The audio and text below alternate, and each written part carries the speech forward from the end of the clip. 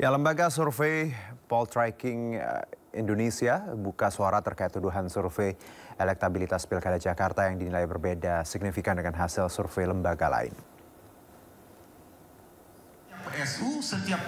Ya, dalam keterangannya di depan awak media, lembaga survei Poltreking Indonesia menyebut survei yang menempatkan pasangan RK Suswono di peringkat pertama dalam satu putaran beberapa waktu lalu sudah dilakukan sesuai SOP dan aturan. Pasangan Ridwan Kamil Suswono unggul dari dua pasangan lainnya, telah melewati 12 SOP dan alur survei serta diambil sampling dari 200 kelurahan dari 267 kelurahan yang ada di Jakarta. Survei yang dilakukan oleh Poltreking juga melalui sistem digitalisasi dan lewat aplikasi, sehingga data koresponden masuk secara digital melalui aplikasi dan tidak berbentuk manual ataupun berupa kertas atau kuesioner. Kalau sekiranya saya atau kami khawatir, takut data Poltreking ini bermasalah atau ada rekayasa merubah angka elektabilitas, ada cara paling cepat untuk berhindar. Apa? Mundur dulu sebelum dipanggil. Kami tidak memilih itu. Kami tidak mundur dari persepsi, kami lanjutkan, kami datang, kami membawa data itu.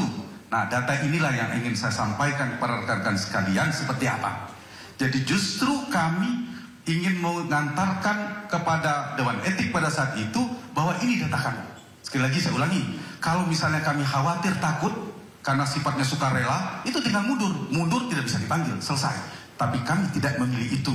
Karena itu saya sama tim, karena kalau data kita benar, kita tidak merubah elektabilitas, maka bismillah. Sampaikan sampai kapanpun.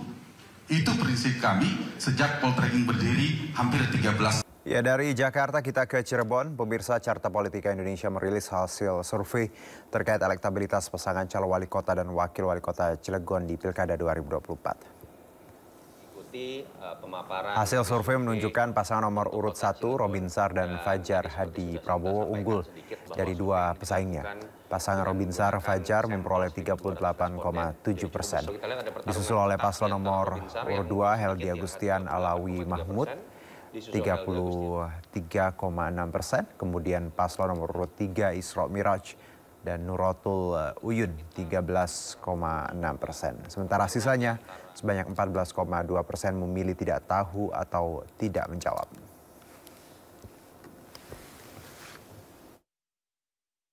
Kita membuat sebuah hipotesa, wakil dari Robinsar, dalam hal ini adalah Fajar Hadi Prabowo, sepertinya memang memberikan insentif elektoral.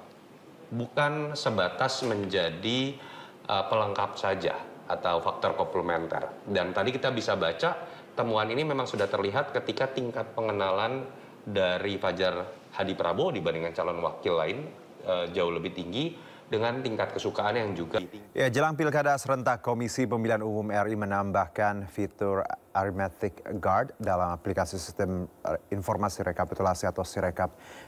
Fitur tersebut berguna untuk mengantisipasi salah hitung suara.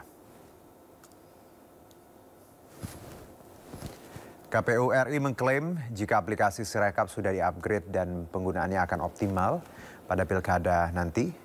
Beberapa perbaikan sistem diantaranya dalam penghitungan suara pemilihan kepala daerah, dan aplikasi Sirekap akan mengkonversi suara dengan lebih cepat. Sementara fitur Arithmetic Guard berfungsi sebagai alarm jika terdapat kesalahan dalam penghitungan suara, sehingga kesalahan tersebut bisa segera diketahui petugas KPPS.